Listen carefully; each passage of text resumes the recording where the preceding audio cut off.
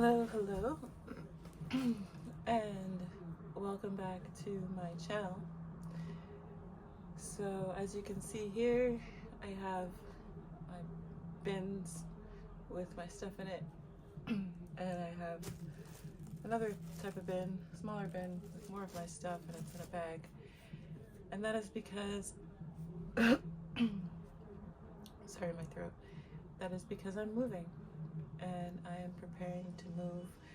I've been preparing to move for quite a while now, especially within the last couple of months when I gave my notice. And I definitely won't be missing the noise and the loudness of this place. Every time I try to film in here, there's always something happening out there. Right now there's music playing, cars driving by. I don't know how much y'all can hear, but it can be a little bit irritating sometimes because, first of all, the best time to shoot is definitely daytime when I get that natural light, but then sometimes I don't have time to shoot in the day. So here I am shooting at night, and then sometimes the night just gets too lively. Like, people should be winding down and then they want to wind up. So yeah, I'm moving. I've been, like I said, planning this for a while now, and it's been a long time coming. There's so many things that happened in the 3 years that I lived here. I moved here in October 2021, and so much happened. Also, a lot, even more stuff happened just within this year. Like, this year was absolutely crazy. Like, just so much happened, and I feel like I need to do a story time on each thing that happened, because each thing is its own story. And just to have gotten to this point that I am at now, I'm so grateful, because I mean, first of all, I'm just grateful to God, grateful for just to the universe, grateful to people in my life who've been supportive. But it's just like, it's a crazy world. It's a crazy world, and sometimes you go down these paths and you get caught up in these different types of environments, and sometimes it takes a while to look at yourself from the outside perspective to see that that's not serving you, and you have the power to change the rooms that you walk into and the destiny that you create for yourself. And I myself, I was tired of being in certain rooms that I know I wasn't meant to be in, let alone how I was being treated. I think it helps when you've had past experiences, or at least been able to observe others who look like you, who've had sorry,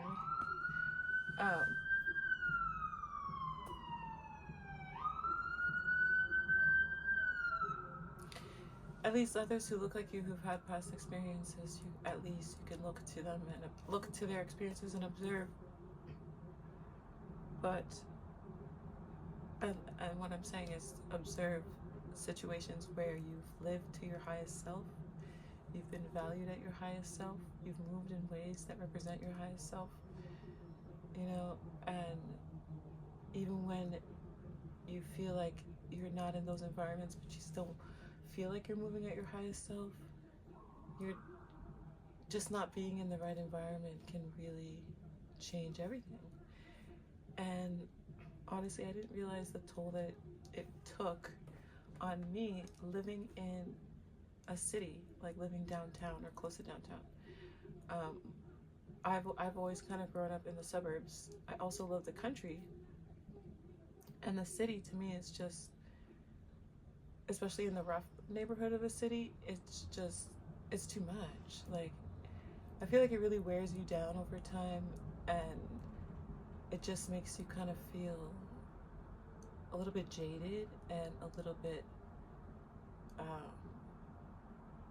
numb, I would say. And you just get used to that as your standard of living. Like, you get used to seeing people. For me, I got used to seeing people using drugs on the streets, laying in the streets, sleeping in the streets, unresponsive in the streets. And at first, the very first time I saw it, I was concerned and I checked on the person. But after seeing it so many times, and sometimes multiple times a day, you just become desensitized to it. And I remember there was a time where I checked on someone, like, I think it was this past summer, and I was with a friend, and they were literally like wedged in between this crevice, and they were not moving, and we were like trying to call out something, they weren't moving. So we're like, okay, so we asked somebody else for help. But normally I would just be so desensitized that it wouldn't even register anymore, because I just have seen it so much, time and time again. I feel like this is the first time I've been living in the ghetto, like Vancouver, downtown east side ghetto, okay? That's what I feel like I've been living in. That's because that's what I have been living in, even though I've been living in Strathcona, which is just outside of downtown and the beginning of East Van, the downtown east side. And this could be controversial, not everybody might agree with me, but for me, I feel like the downtown east side covers on top of existing neighborhoods. It kind of runs through Chinatown, Strathcona, and Gastown. And then it trickles into different parts like the West End and downtown itself as well, and even some areas like on the North Shore and Surrey. Like,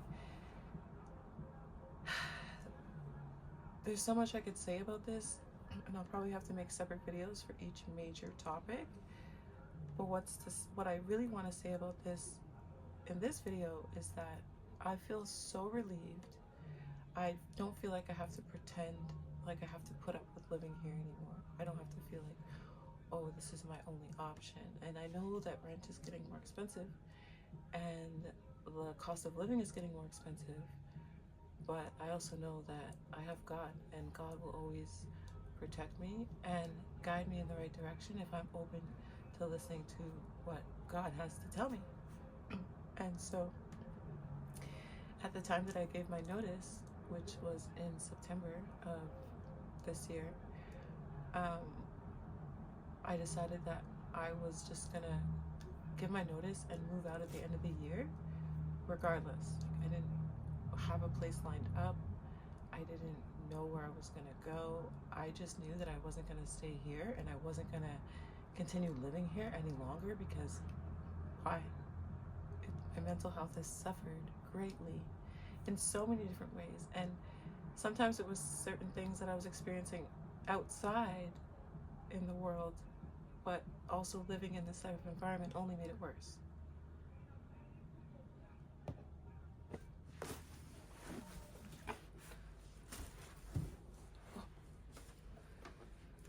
Yeah, so I was saying, dealing with stressful stuff outside of the neighborhood, outside of my home, wasn't helpful, because living in a stressful neighborhood, how do you decompress from a stressful situation when you come home to a stressful environment? Even if it's not in your home or in your personal space, you could still hear it, you can still feel it, you can still smell it, you can still see it just from looking at your window. Not even from looking at the window when it comes to hearing. Sometimes, a lot of the times, I can't even open my window because the secondhand smoke of drugs is coming through. And I remember when I first lived here, when I first moved here 3 years ago, it wasn't that bad. Like, there was definitely addicts, and there's definitely people walking in the streets, definitely people chilling on the streets, but people weren't so brazen to use illegal narcotics all over the place, in front of people's houses, gathering in large groups, anywhere from 5 to 10 to 15, 20 sometimes. It's insane. I remember it got so bad at one point, and then the city kind of stepped in and they started doing sweeps, and they started walking around the neighborhood with the police, and they started kind of when they started taking down the tents. That's kind of how it kind of came to a boiling point, because there were so many people camped out in tents, and then also a lot of them would have little fires to keep themselves warm. So you have all these tents along the streets and fires along the streets and a lot of chaos and confusion and just a lot of violence, a lot of just bad things happening. So the city stepped in, and it did help in terms of clearing out encampments, especially for encampments that were in front of residents' houses like myself, or businesses, people who are working in the neighborhood who are trying to enter and exit the facility that they work at. They would like to do that safely, whether that be physically or even just not having to smell secondhand narcotic smells. Those smells are usually either, most likely fentanyl, but it could also be crack or meth. But usually it's fentanyl. It's probably usually fentanyl and then meth and then crack, because I feel like that's the popularity of the drugs, and I don't know that for sure. That's just my guess, just based off of the type of addicts that I've seen, because I feel like once you see certain characteristics in a certain types of addicts, then you kind of see those similar characteristics in other addicts who use the same drug. And it's not always the same, but usually there's a lot of similarities, and you kind of notice this over time.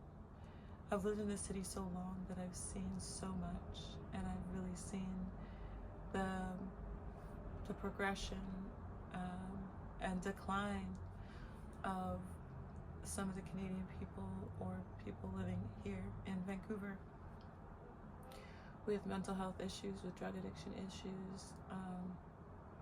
A lot of people are suffering, and it's hard to say really who's to blame, because we have to take responsibility for ourselves, especially as adults. But then also, when we have an oppressed system, it's not helpful either. So how do we fix the situation? I'm still thinking about it. I'm still working on it. I've made a film. My short film in my film school was about drug addiction and bringing awareness to that, throwing a little bit of conspiracy theory in there as well. And I've always been a grassroots community member involved in community and social justice issues. But at this point, just living in this environment for so long, because I also used to live in Chinatown, I also used to live in Gastown, so I would say the cumulative time of living in these types of environments has just been overwhelming and has deteriorated my mental health, in addition to the facts of living in a big city. It's not even a big city, but just living in a city, part of the city where there's loud traffic, emergency vehicles, whether it's ambulance or fire or the police. It's constant throughout the day. I'm sure if you've watched some of my past videos, you'll hear it throughout the videos. I feel like at least each video, there's at least one in each video. At least that's what it feels like. I don't know, but that's what it feels like.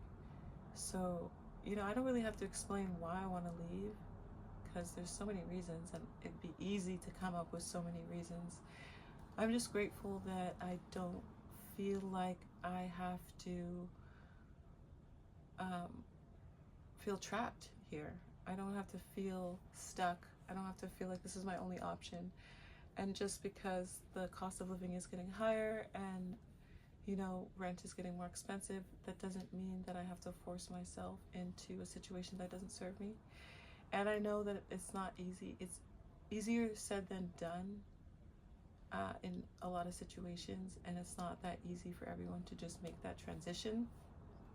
But I just want to say that if you do feel trapped, if you do feel like you're in a situation where you have no other options, that's not true. That's not true. I'm telling you from experience, you could feel like you're in the saddest place. I was at the lowest place early 2024, this year. I was in probably the lowest place I've ever been. And I had just graduated film school. I hadn't worked in months. I was behind in bills. I was pretty much depressed. And I had to just slowly crawl my way back to feeling like a regular human. And it just comes back to being here. Well, just living in this environment did not help. It doesn't matter that I'm behind a closed door. I'm still in the environment. I can still feel the heavy, dark cloud weight of energy around people suffering. And I was so numb to it for so long. And I don't want to be in the environment, but I also don't want to be numb to it. You know, I want to be able to fully experience life in all of its glory without any sort of numbing feeling. You know, I feel like that's a reasonable thing to want. So yeah,